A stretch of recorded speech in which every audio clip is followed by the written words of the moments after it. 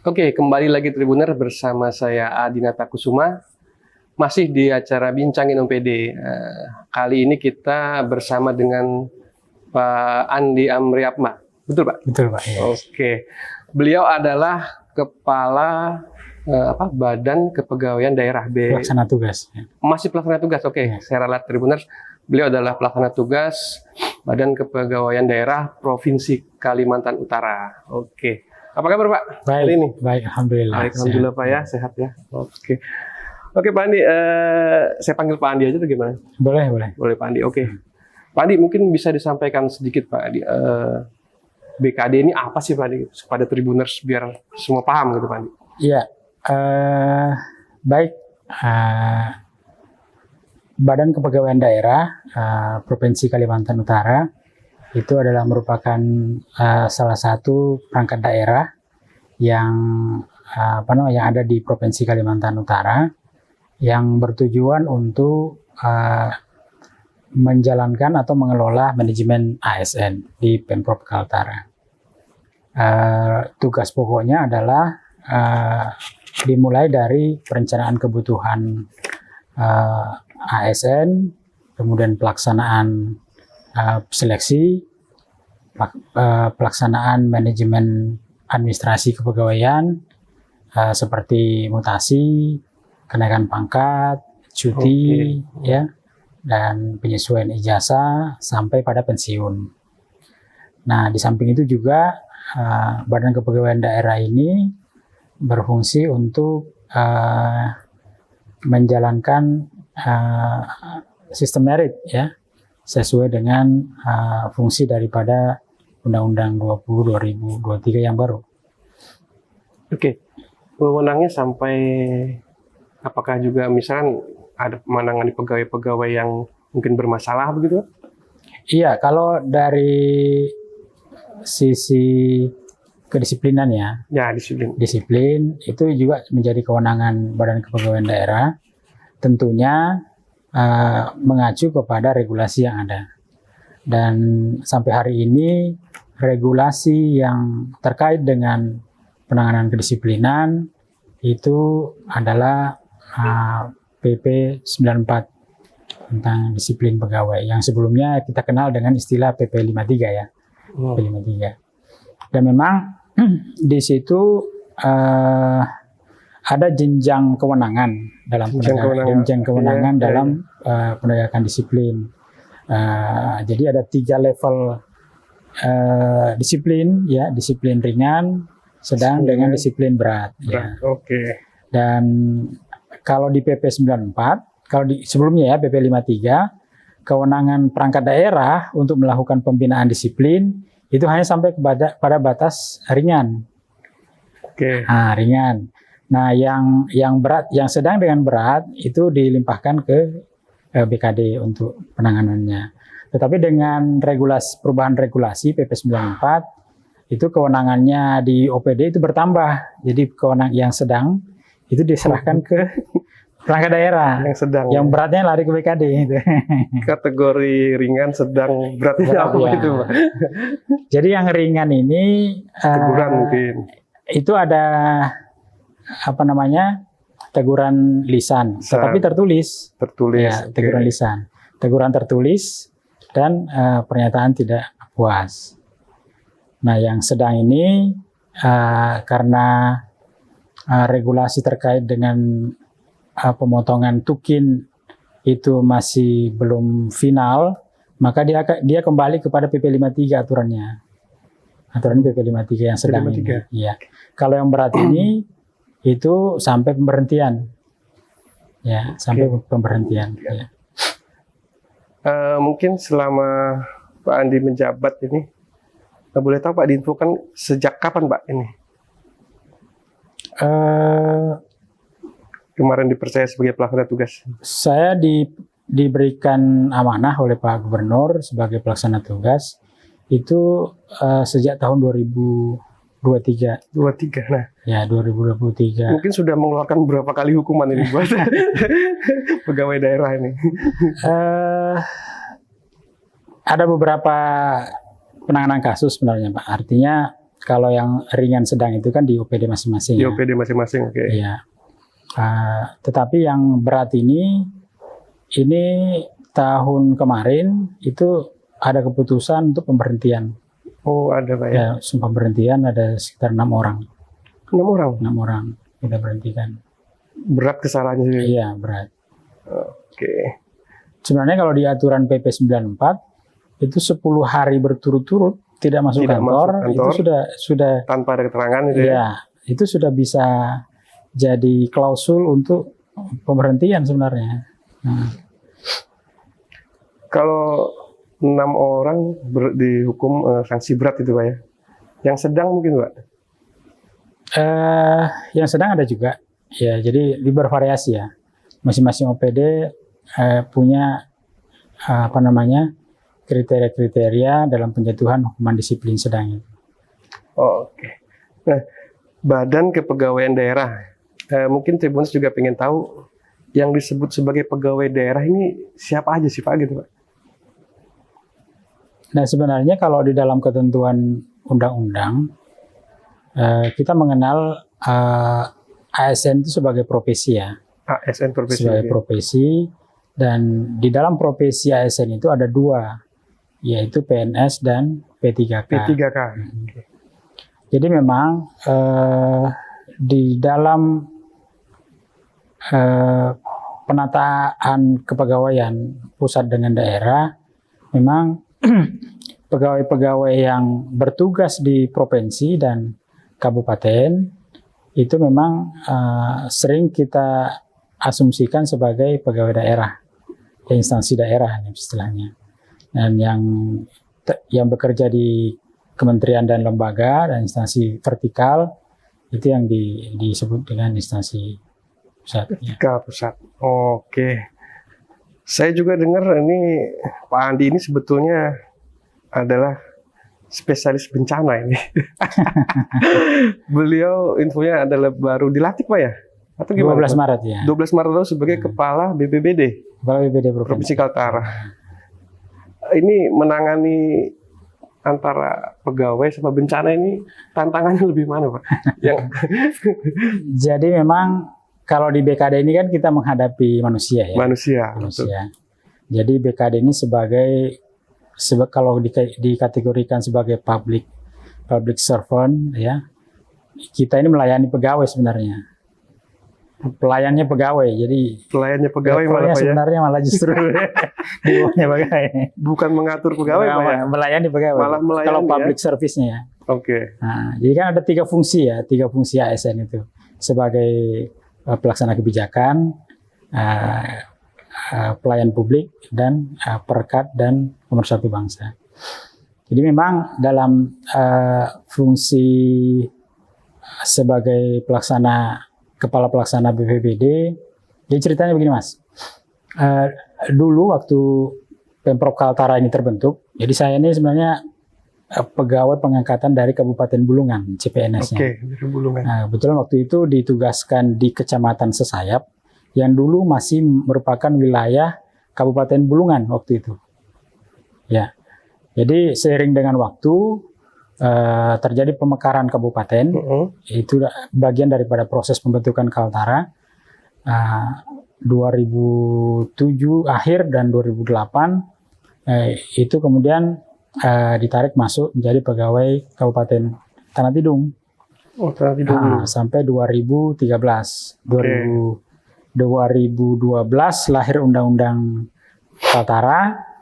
Kemudian 2013 saya masuk bersama teman-teman yang lain masuk mengisi personil di Pemprov Kaltara. Itu awalnya di Badan Kepegawaian Daerah. Dulu namanya Biro Kepegawaian, masih biro dulu. Masih Biro Kepegawaian. Ya, jadi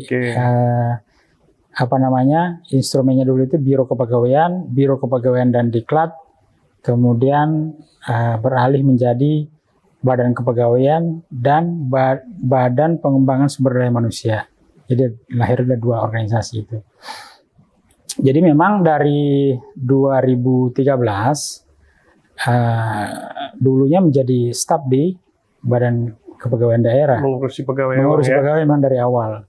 Jadi mulai dari staf, dari jabatan eselon 4, eselon 3. Nanti setelah 2021 saya bergeser dimutasi ke Badan Penanggulangan Bencana Daerah sebagai kepala bidang pencegahan dan kesiapsiagaan. Saya 2 tahun di situ, Mas. Oke. Ya, 2 tahun di situ.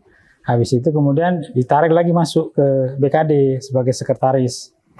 Ya, sekretaris merangkap sebagai pelaksana tugas BKD, kepala BKD. Nah, kemarin waktu shelter, ya, nyoba ikut di BPBD. Akhirnya alhamdulillah diberikan amanah sama Pak Gubernur untuk menjalankan tugas sebagai kepala pelaksana BPBD. Tetapi tetap dikasih tugas tambahan juga gitu ya. Pak, menangani manusia atau bencana ini sepengalamannya Pak Andi lah. Jadi seperti ini ya. Kalau menangani manusia sebenarnya, jadi ibaratnya ada 10 orang ya. Oke. 10 orang datang dengan satu kepentingan, ya. Jadi pasti 1 orang yang kembali dengan senyum, pasti 9 orang kembali dengan merengut. Iya. Tetapi itulah dinamika ya, itulah dinamika di kepegawaian. Kita berusaha untuk profesional saja. Betul. Profesional dengan menjaga integritas dalam menjalankan tugas.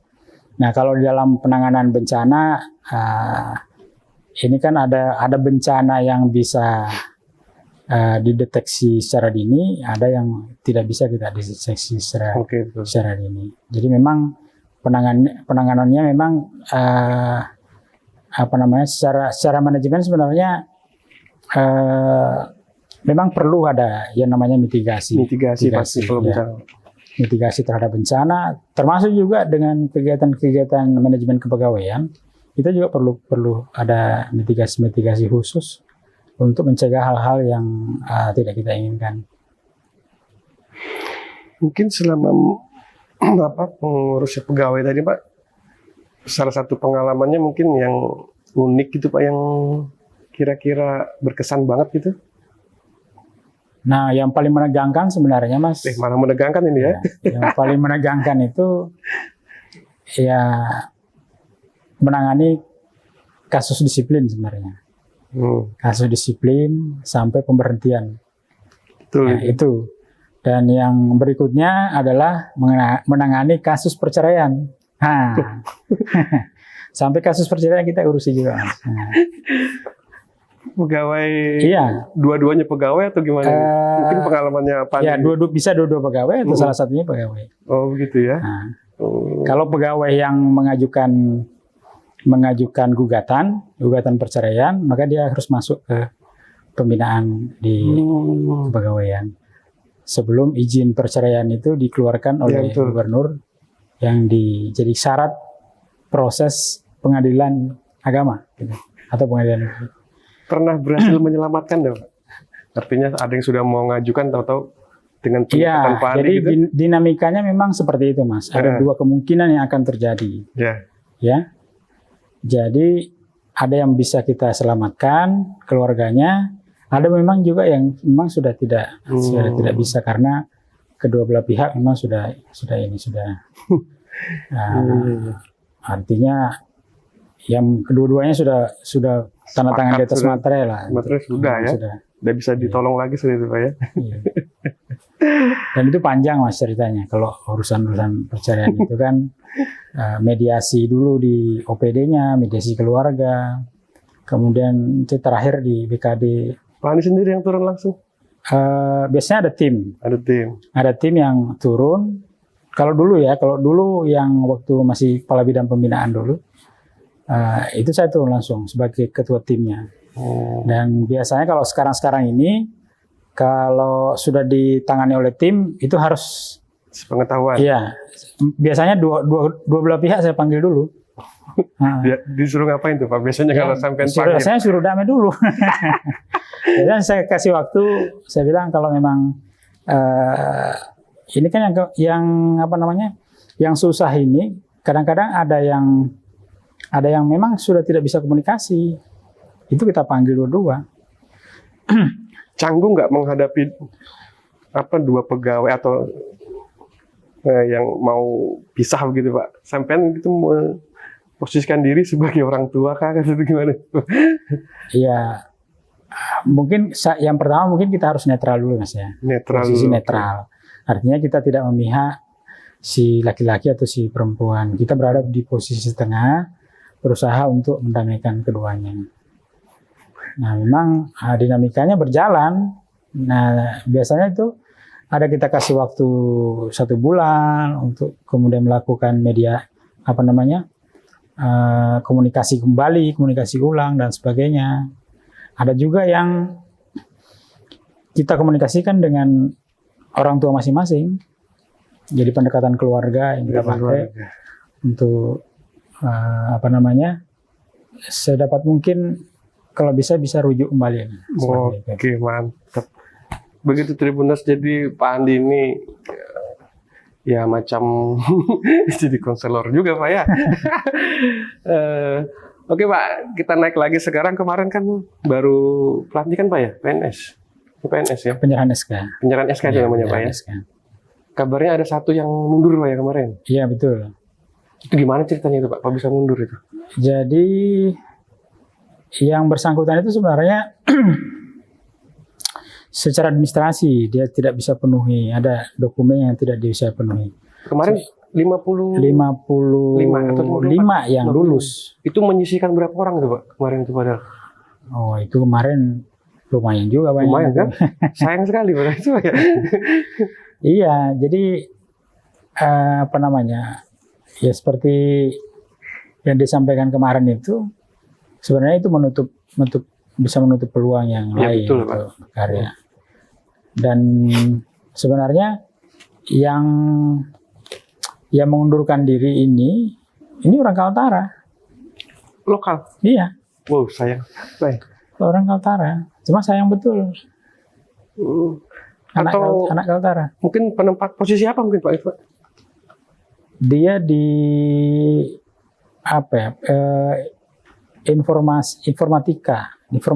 sistem informasi. IT ya, mungkin IT ya, gitu ya. IT ya. Padahal ini adalah orang Kaltara asli ya. Orang Kaltara. Sayang sekali.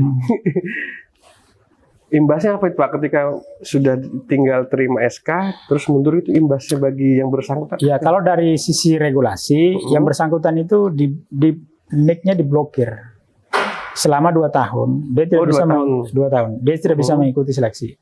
Setelah 2 tahun boleh baru bisa lanjut ya, jika memang memenuhi syarat. Memenuhi syarat ya. 2 tahun diblokir.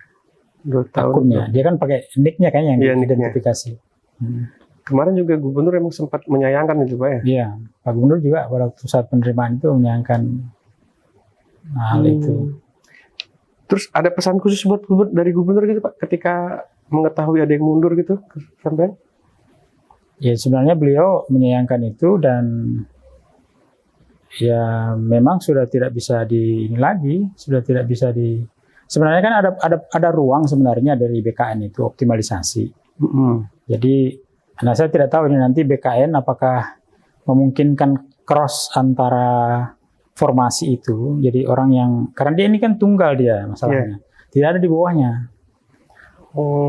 Dia tunggal. Jadi nanti saya tidak tahu apakah BKN bisa program optimalisasinya itu bisa memenuhi formasi gitu, itu atau seperti apa. Tapi itu nanti keputusan di BKN.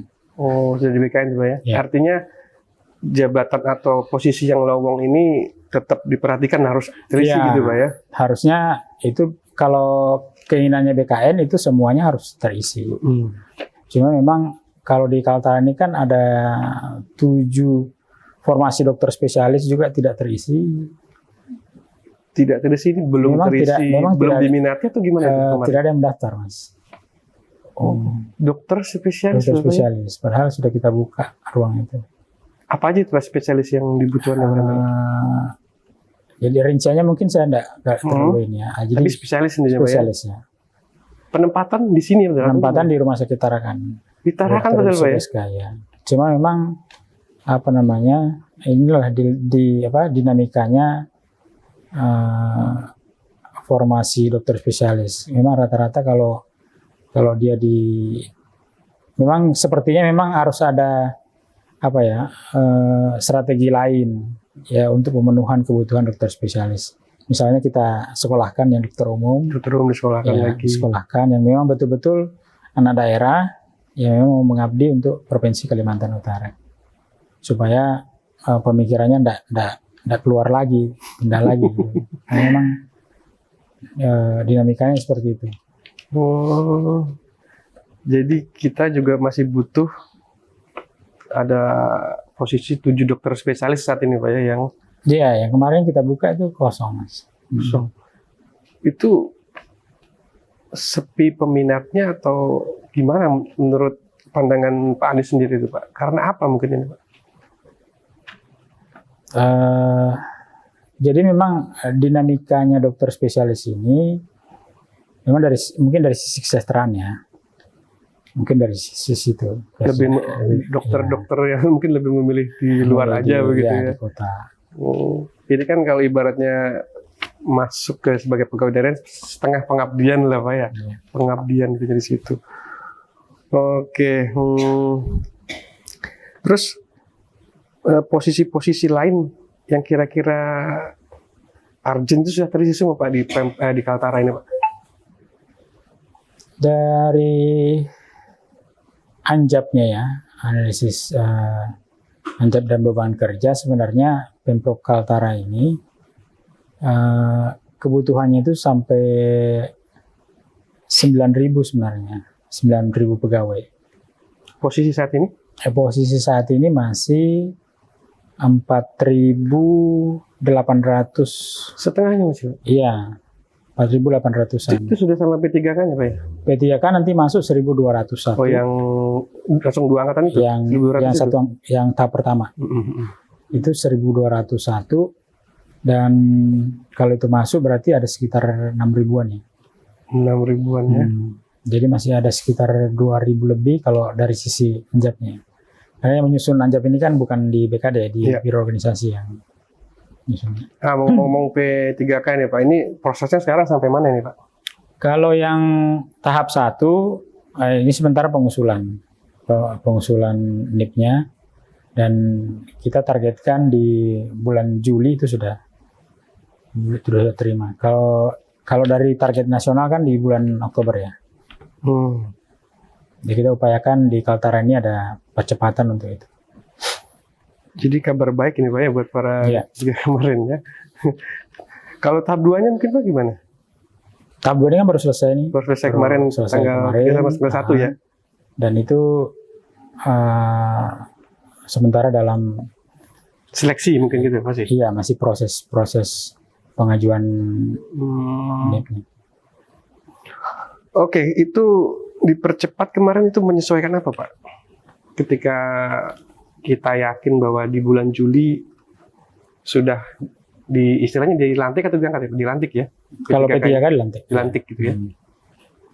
Itu alasannya apa dipercepat itu? Nah sebenarnya kan kemarin itu kalau dari regulasi pertama ya, aturan pemerintah itu kan 2026. 2026 kan, baru pengangkatan itu skenario pertama. Tetapi karena ada beberapa desakan di pemerintah pusat, akhirnya Presiden melalui Menteri Sekretaris Kabinet waktu itu mengumumkan upaya percepatan. Jadi CPNS dan P3K di bulan Oktober, dan kita upayakan di Pemprov Kaltara ini bulan Juli sudah bisa. Ya. Oke. Itu bulan Juli dilantik, itu kan rencana kan Pak? Melihat fenomena di beberapa daerah kemarin nih, begitu dilantik itu berbagai tawaran sudah kredit terutama itu Pak, berdatangan itu kayak kemarin di Malino kalau tidak salah Pak ya? Malino, di mana juga. Itu fenomenanya gimana sampai melihat itu Pak? Itu sebenarnya apa ya? Simbiosis mutualisme ya. Jadi mungkin teman-teman P3K memang perlu ada ada kebutuhan-kebutuhan yang perlu untuk di sisi lain pihak bank juga butuh nasabah gitu ya. Tapi sampai ada yang bermasalah dapat terkait dengan hal-hal gitu Pak? Yang nyampe ke BKD mungkin? Atau lancar-lancar saja tuh mereka? Enggak, sebenarnya kemarin yang salah satu yang kita berhentikan kemarin itu. Terjerumus. Masih ada sangkutan di bank. Aduh. Nah, ada sangkutan di bank. Nah, kalau sudah begitu gimana itu Pak? Itu biar aja bank yang selesaikan. kita urus pegawainya, pinjamannya biar bank yang harus selesaikan. Artinya memang ya OPD tidak mengurusi sampai segitunya Pak. Iya, jadi memang pribadi sudah. Iya, jadi kan memang waktu sebelum pemberhentian itu memang ada salah satu bank yang mengkonsultasikan ada enggak saran dari BKD provinsi dalam rangka pemberian kredit kepada pegawai PNS ya, jadi PNS atau P3K. Iya, sempat dia konsul. Ini ada syarat tambahan enggak yang perlu. Saya bilang kalau memang ini sebenarnya yang bersangkutan itu harus bebas temuan dan bebas hukuman disiplin. Karena kalau dia berpotensi, karena kan kasus-kasus yang kita berhentikan ini, yang bersangkutan itu belum selesai penyelesaian kreditnya, sudah hilang. Jadi sampai enggak kasih syarat khusus lagi Pak ya, misal ajukan ketika saya sarankan itu tadi, 2 itu. Tapi gimana bisa ngelihatnya Pak, ini orang bermasalah nggak ke depan itu gimana melihatnya? Bisa dicek sebenarnya. Kami punya data. Oh gitu ya. Itu. Artinya kalau pihak bank memang memungkinkan meminta referensi itu bisa kita berikan. Jadi paling tidak dia tidak berpotensi untuk diberhentikan. Nah, kalau diberhentikan kan ya urusannya bank gitu. Bank gitu. Oke, Tribuners, di sela-sela pekerjaan Pak Andi ini yang juga di BPBD, juga di BKD, beliau juga punya kesibukan ternyata sebagai ketua sepeda. Ikatan Sport Sepeda Indonesia. Sport Sepeda Indonesia di Bulungan Pak ya? Kabupaten Bulungan ya. Itu dipercaya sama teman-teman itu. Oh, dipercaya. Gimana itu Pak membagi waktu? Sepeda kan artinya butuh waktu Pak. Ini nggak bisa dilakukan setiba-tiba gitu kan Pak? Ya, memang sekarang sudah jarang pegang sepeda sekarang. Malah jarang pegang sepeda. Ya, saking sibuknya nih Pak? Ya, teman-teman aja biasanya. Biasanya kalau Sabtu Minggu biasanya ini tetap Pak ya? Tetap bersepeda. Tetap bersepeda. Seberapa jauh Pak rute yang biasanya kalau bersepeda? Biasa dalam kota aja Mas. Oh, dalam kota aja Pak ya? Rame-rame gitu Pak sama komunitasnya? Ada waktunya kita bareng dengan teman-teman. Kan ada beberapa komunitas di sini kan sepeda. Saya biasa nimbrung masuk ke situ. Ya. Di rumah ada berapa sepeda ini Pak? Di rumah ada 1, di kantor 2. Malah banyak di kantor ya. Sepeda Pak ya? Ada yang kalau di sini kan lumayan tracknya mungkin nggak terlalu naik turun Pak ya kalau di sini. Iya.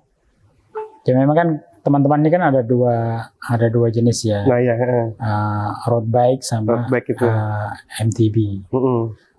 Yang mountain bike itu. Jadi memang, tapi teman-teman banyak ya MTB sebenarnya. Malah MTB? Banyak MTB. Ada satu klub sepeda di sini memang yang sukanya menjelajah. Sampai kemana sih kalau menjelajah itu teman-temannya?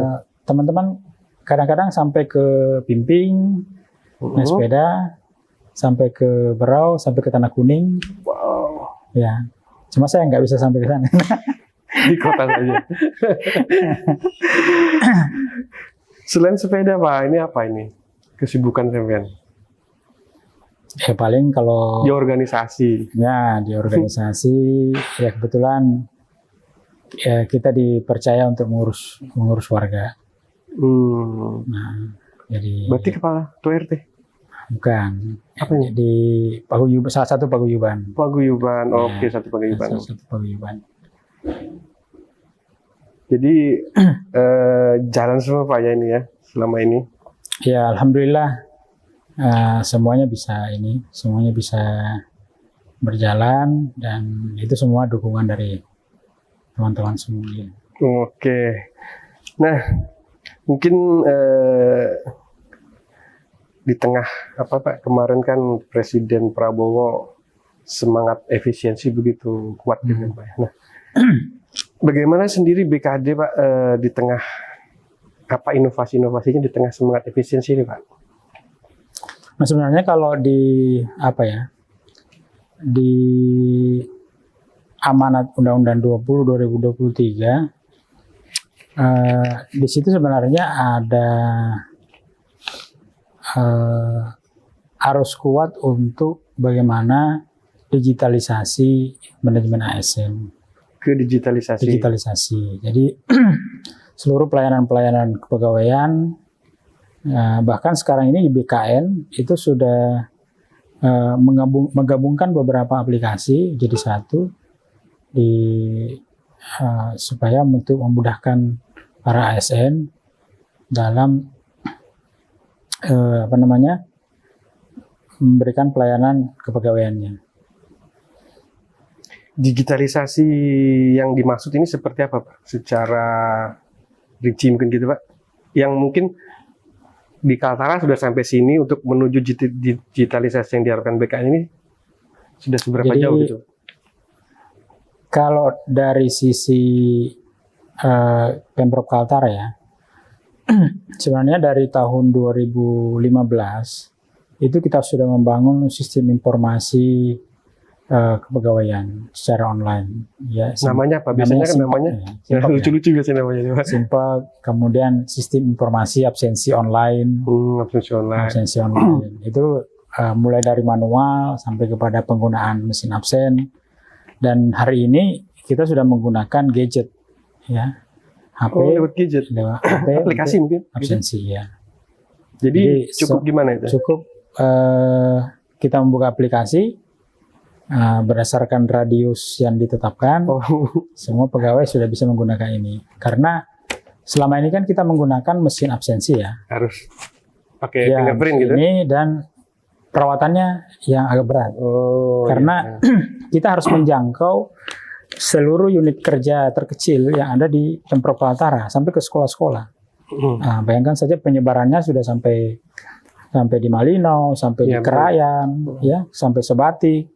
Itu pada tahap-tahap awal itu kita sebar mesin absen ke semua sekolah-sekolah yang ada di wilayah kerja Pemprov Kaltara. Belum lagi teman-teman yang agak susah dapat sinyal ya, masih daerah blank spot itu agak susah. Jadi dengan aplikasi sistem kehadirannya kita kasih nama Sikara ya. Sikara, sistem kehadiran ASN Kaltara. ASN Kaltara. Ya. Oke. Jadi itu hanya dengan menggunakan gadget ini bisa teman-teman PNS sampai P3K itu bisa dengan face record ya tentunya. Face record. Oke. Ya.